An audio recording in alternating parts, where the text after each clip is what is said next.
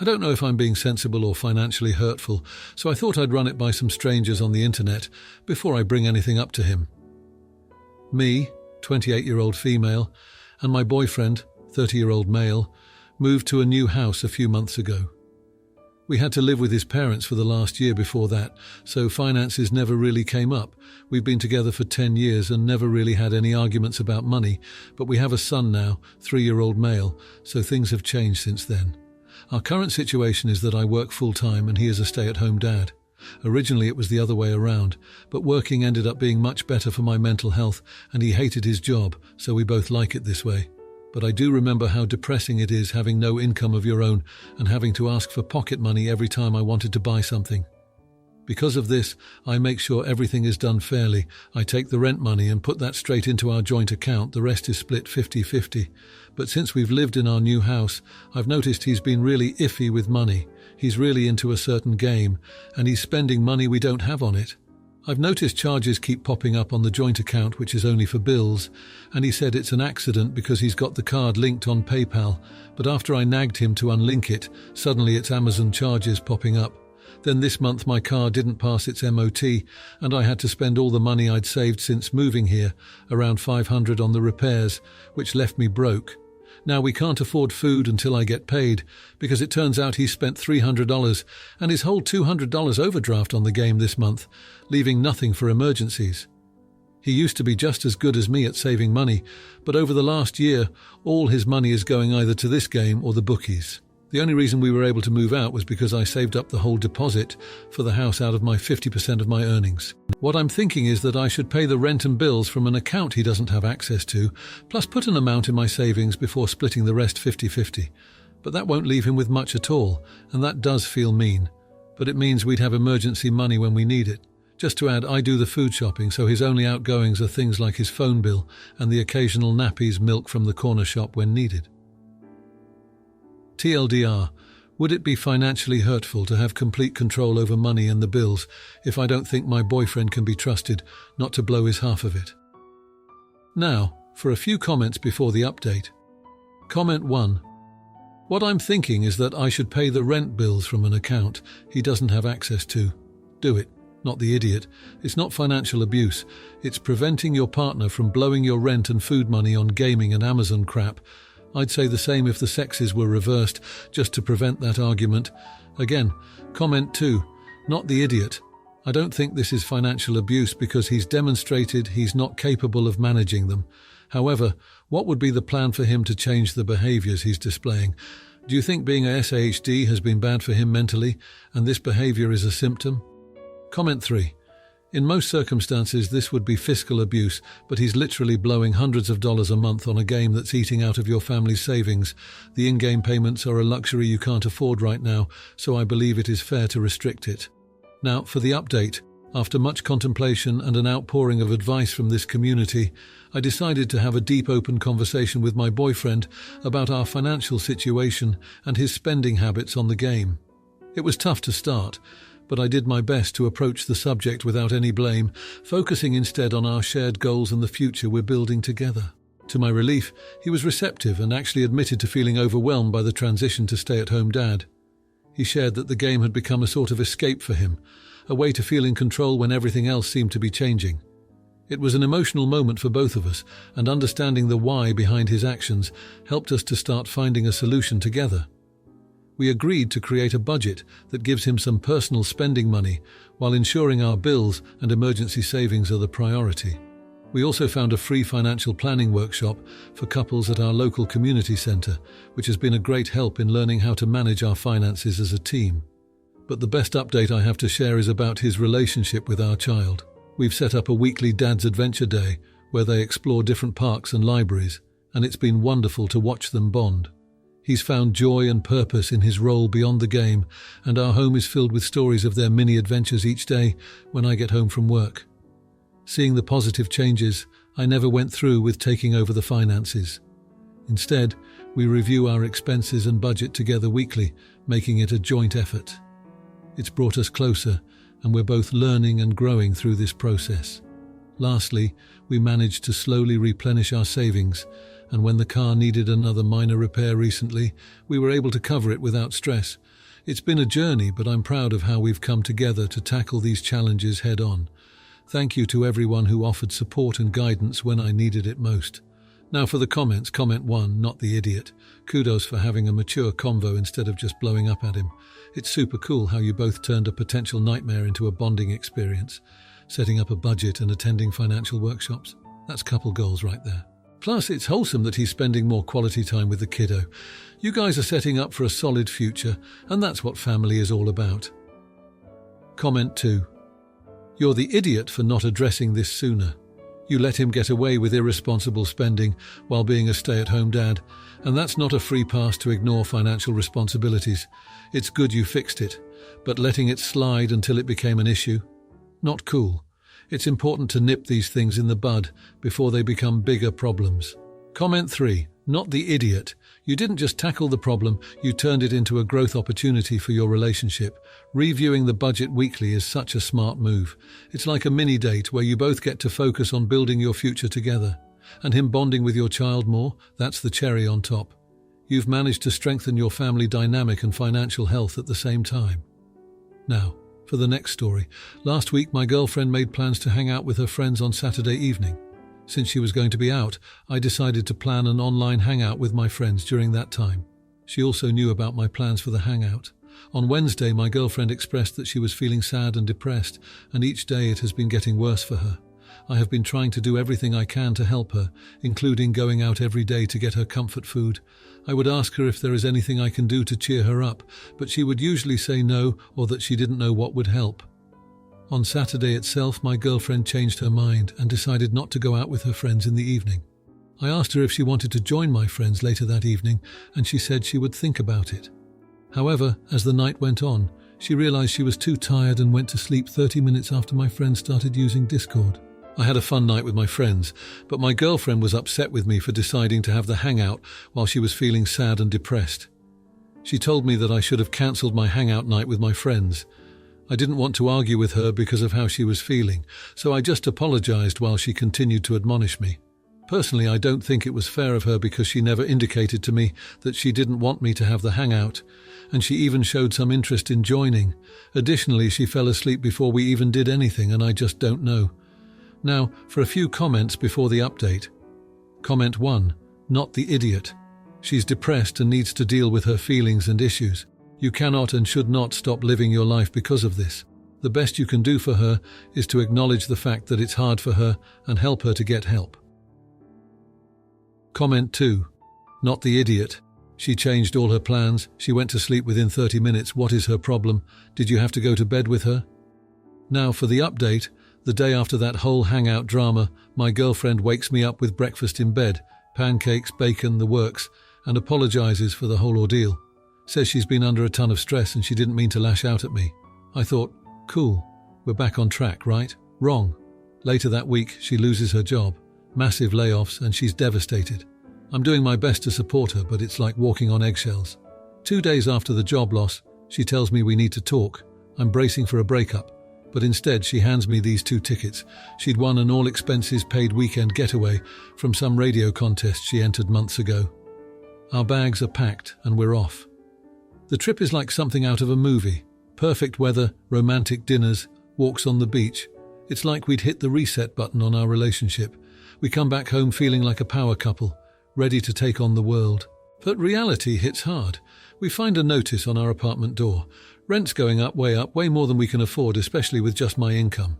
So we're scrambling, looking for new places, crunching numbers, and she's hitting the job applications hard.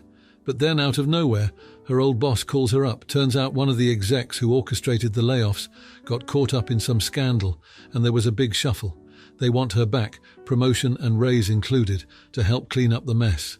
She's over the moon, accepts on the spot. It's like whiplash, from losing a job to a dream trip to nearly being homeless to getting a better job. We celebrate by inviting both our friend groups for a big hangout at our place, and it's a blast.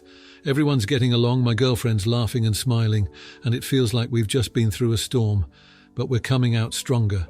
And then, get this, at the end of the night, with everyone gone and us cleaning up, she gets down on one knee, right there with the smell of stale beer and spilled chips in the air, and asks me if I'll move in with her. to a new place, as in officially, not just half my stuff at her place. Turns out she's been saving for a down payment on a condo, and with her new job we can actually afford it. I say yes, obviously. So here I am, planning a move, engaged, sorta, and thinking back to 2 weeks ago when I was worried about a hangout. Life's wild. Now for the comments, comment 1, not the idiot at all. Your girlfriend sounds like a keeper, turning a tough situation into a positive one with that getaway. Plus, it's not every day someone gets a promotion out of a scandal. Sounds like you two are a great team, and moving into a condo together is the icing on the cake. Congrats. Comment 2, you're the idiot for not being more supportive. Your girlfriend loses her job and you're just chilling while she scrambles to fix everything. She even plans a getaway to patch things up. Then when she gets a promotion, you're just ready to celebrate and move into a condo. Maybe start pulling your weight a bit more, buddy. Comment 3. Not the idiot. And it's awesome that your girlfriend is so resourceful and forward-thinking. Saving up for a condo without you knowing shows initiative and planning for your future together. Plus, the fact that she managed to bounce back after losing her job so quickly. She's a superhero, and you're lucky to have her. Cheers to new beginnings. Now, for the next story, my in-laws make decent money. They live in a house that they bought over a decade ago for around $175,000 and is now worth over $300,000. They offered to sell us their house for $150,000. We gratefully accepted and planned on taking the house in a few years once they saved up for a down payment. We were very excited and would often talk about our plans for the house. Then I got pregnant, and we asked to just move in with them since the place we were living in was too small to raise a baby, and we were planning on buying their house anyway. They said yes and were super excited about it, and we moved in. We made a few adjustments to the house while we all lived there. We didn't want to make any changes to the house until it was ours, but they were adamant about some things like the carpet. His parents said it was fine to do other things like paint and install lights, but afterwards father-in-law got mad and said we were trying to kick them out of their house. They started looking at houses. Father-in-law complained constantly that they were going to be broke, having to buy a $300,000 house. They would have to take money out of their 401k. I did not want to burden them so much financially just because they wanted to be generous to us. I heard them talking about it and raised my concerns, and they freaked out at me and said we can't turn it down. I talked with my husband about this and how I thought we should back out of our deal and buy a different house. We have less expensive tastes. We agreed on wanting a ranch under $200,000, and we already had $100,000 saved up for a down payment on renovations. He ended up agreeing, and we sat down with his parents and said how we didn't want the house, and we would just buy a different one. They were pissed and yelled at us and said we weren't allowed to back out just because they were complaining about the cost of a new house. We ended up having to lie that the main reason wasn't their finances when it was. They gave us the silent treatment for about a week. After that, they sat us down and told us that we weren't allowed to change our minds. They're keeping their house and already planned some renovations to the kitchen and other areas. Today, over a year later, they still live in their house and plan to stay in it for the foreseeable future. We have a house that met our preferences. I love it, but my husband has issues with it. Occasionally, when the in-laws come over, they'll find something negative to comment about and say something like, "You could have had a nicer house." My husband told me recently after one of these comments that he couldn't sleep for a week because he regretted our decision, and that was his dream house and he wishes we would have gotten it. There's no way we can afford a house like that at full price, and he hates how small ours is. He says how his parents are rich and they would have been fine. His dad just likes to complain. He doesn't blame me, but I know I caused us to back out. Now for a few comments before the update, comment 1, not the idiot. They'd have made comments about it until the day they died, at which point you'd get the house anyway. Comment 2, they're definitely not rich if $300K for a house is a big deal to them, not the idiot. Comment 3, sorry, where do you live that $300K is a rich house? That is dirt cheap where I'm at. Now for the update. It's been a month since we moved into our new place, and the tension hasn't eased. The in-laws' remarks have only grown sharper, and my spouse's regret hangs heavy in our home. They walk through the rooms touching the walls as if trying to find something that isn't there. The dream of the other house looms over us, an uninvited guest at every meal, every quiet moment. Last week the in-laws stopped by unannounced. The visit was fraught from the start. They walked through the door with tight smiles, eyes scanning every corner, every choice we made that differed from their tastes. I heard them in the kitchen, the murmurs just low enough so I couldn't catch the words, but the tone was clear, disapproval. My spouse tried to laugh it off, but the effort didn't reach their eyes. 2 nights ago, the argument that had been brewing finally boiled over. My spouse couldn't contain their frustration anymore, saying how we should have just taken the offer, how we could have avoided all this strife. The words stung. I reminded them of our financial worries, our plans, but it didn't help. The conversation ended with them walking out of the room, and we've been orbiting around each other since, stuck in a silence that's too loud to ignore. And then, yesterday, a call from a family friend. The in-laws have put their house on the market. They're moving forward with the renovations, determined to wash their hands of the whole ordeal. It feels like a door has closed, a finality that's somehow worse than the lingering doubt. My spouse hasn't said much since we found out. They're pulling away, retreating into a shell of second guesses and what-ifs. I lie awake at night, listening to the quiet of a house that doesn't yet feel like home, wondering if our relationship can weather this storm. We thought we were building a future, but now it feels like we're standing in the ruins of what might have been, unsure of how to rebuild or where to even start. Now, for the comments. Comment 1. Not the idiot. Your in-laws have no right to be so critical about your living situation. It's your house, not theirs. They need to back off and let you and your spouse make your own decisions. Hang in there and make sure to communicate with your partner about how you're feeling. Comment 2. You're the idiot. It sounds like you didn't consider your spouse's feelings enough when deciding on the house.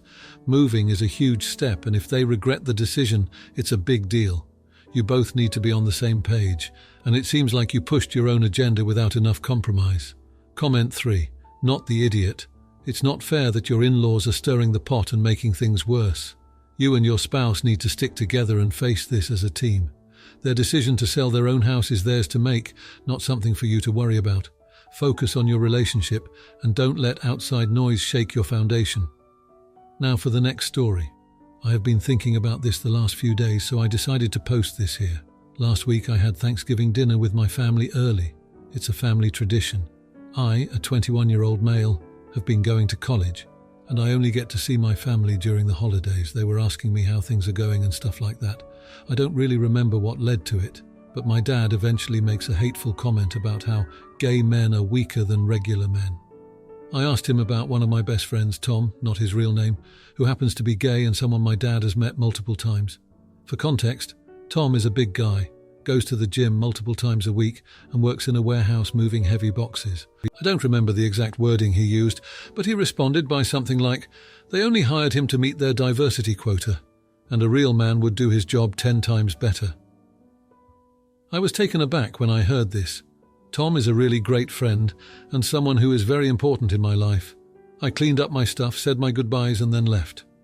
I feel bad for leaving early, especially since I don't get to see them that often, but I was so offended that I couldn't stay there for another minute. Am I the idiot for leaving Thanksgiving dinner early? Now for a few comments. Comment 1. Not the idiot. I wouldn't want to sit at a table with bigoted jerks either. Comment 2. Not the idiot. Life is too short for that hateful nonsense. Comment 3. Not the idiot. You are a good friend to Tom. If you like this video, you'll probably like these too. Also, while you're here, please consider subscribing. It's your support that keeps this channel alive and allows me to make better and longer videos. Have a great day.